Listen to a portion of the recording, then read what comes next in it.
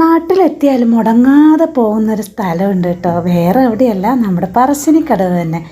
ഒരു തവണയെങ്കിലും അവിടെ ഒന്ന് പോയില്ലെങ്കിലുണ്ടല്ലോ, തിരിച്ചു പോയി കഴിഞ്ഞാൽ വല്ലാത്തൊരു വിഷമമാണ്. എന്താണെന്നറിയില്ല, പറശ്ശിനിക്കടവിലേക്ക് എത്തുമ്പോഴേക്കും വല്ലാതെ മനസ്സിന് എന്തൊക്കെയോ ഒരു ആശ്വാസമാണോ സന്തോഷമാണോ എന്തൊക്കെയോ ഒരു നൊസ്റ്റാൾജിയും ഒക്കെയുള്ളൊരു സ്ഥലമാണ് കേട്ടോ നമ്മുടെ പറശ്ശിനി.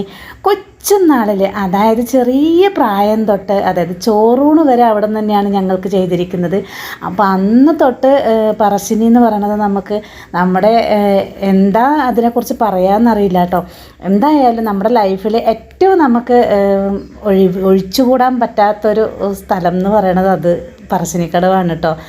മുത്തപ്പനെ കാണാതെ അല്ലെങ്കിൽ മുത്തപ്പൻ്റെ സന്നിധിയിൽ പോവാതെ തിരിച്ച് പോകാമെന്ന് പറഞ്ഞാൽ അതൊരു ഭയങ്കര വിഷമമുള്ള കാര്യമാണ്. ഇത്തവണ ഹസ്ബൻഡും മോൾക്കൊക്കെ പെട്ടെന്ന് തിരിച്ച് പോകേണ്ടി വന്നതുകൊണ്ട് തന്നെ ഞാനും ഏടത്തിയമ്മയും കൂടിയിട്ടാണ് കേട്ടോ വൈകിട്ടൊന്ന് പെട്ടെന്ന് പോയി ഒന്ന് തൊഴുത് വരാം. മോനെയും കൊണ്ടുപോയിട്ടുണ്ടായിരുന്നു.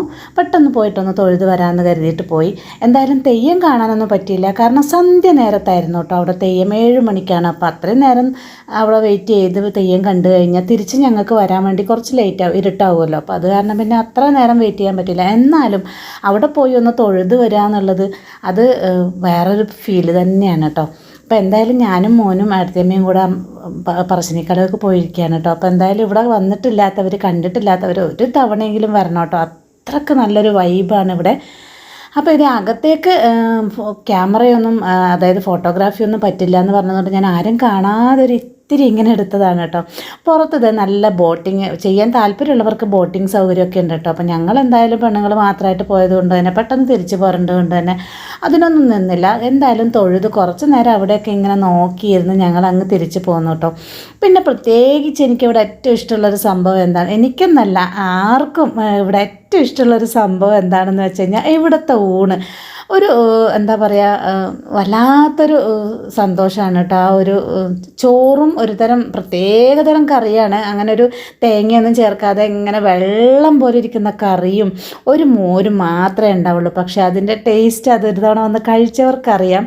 അപ്പോൾ എന്തായാലും അതിനൊന്നും ഇന്ന് പറ്റിയില്ല ഞങ്ങൾക്ക്. എന്തായാലും ഇവിടുത്തെ പ്രസാദമായ ചായയും പയറ് പുഴുങ്ങിയതും തേങ്ങാക്കൊത്തും അത് കഴിക്കാതെ ഒരിക്കലും ആരും തിരിച്ചു പോകാറില്ല. നല്ല തിരക്കാണ് കേട്ടോ. പക്ഷേ ഇന്ന് ഞങ്ങൾ ഈ ഒരു ദിവസം, അതായത് വീക്ക് ഡേയ്സിൽ പോകുന്നത് കൊണ്ട് തന്നെ അധികം തിരക്കൊന്നും ഉണ്ടായിരുന്നില്ല.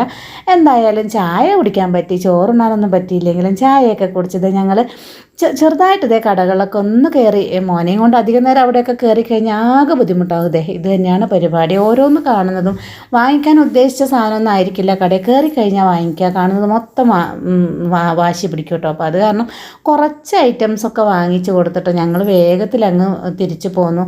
എന്നിട്ട് തന്നെ വീടെത്തുമ്പോൾ ഏകദേശം 8:30 മണി ആയിട്ടുണ്ട്. അപ്പോൾ അതുകൊണ്ട് തന്നെ അവിടുന്ന് ഒരു സന്ധ്യ ആയപ്പോൾ തന്നെ ഞങ്ങളിതേ തിരിച്ചു പോകുന്നു കേട്ടോ. ഇത് അവിടെ തന്നെയുള്ളൊരു ബസ് സ്റ്റാൻഡാണ്. നമ്മൾ കണ്ണൂരിൽ നിന്നാണെങ്കിലും തളിപ്പറമ്പിൽ നിന്നാണെങ്കിലും ഒക്കെ നമുക്ക് പറശ്ശിനിക്കടവ് തന്നെ ഇറങ്ങാനുള്ള പറശ്ശിനി ബസ് സ്റ്റാൻഡാണ് കേട്ടോ ഇത്.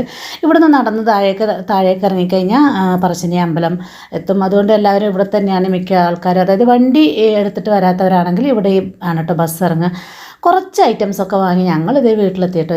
മോന് കുറച്ച് ചില്ലറ ഐറ്റംസ്, ഒരുപാടൊന്നും വാങ്ങിക്കാൻ നിന്നില്ല. പെട്ടെന്ന് തന്നെ ഞങ്ങൾ കുറച്ച് ഐറ്റംസൊക്കെ വാങ്ങിച്ചിട്ട് അങ്ങ് പോകുന്നു കേട്ടോ. അപ്പോൾ എന്തായാലും പറശ്ശിനിയിലേക്ക് ഇതുവരെ പോയിട്ടില്ലാത്തവർ ഒരു തവണയെങ്കിലും ഒന്ന് പോയി വരിക.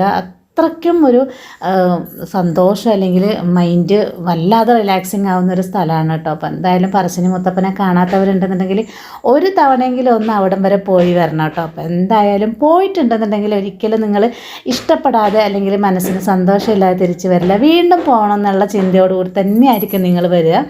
അപ്പോൾ എന്തായാലും ഞങ്ങൾ ഏതായാലും ഇത്തവണത്തെ പറശ്ശിനി ദർശനം ഇങ്ങനെ ചെറുതായ രീതിയിലൊന്ന് ചെയ്തിട്ട് വന്നു. അടുത്ത വർഷം ഹസ്ബൻഡിനൊപ്പം തെയ്യം കൂടി കാണാൻ നിൽക്കണം.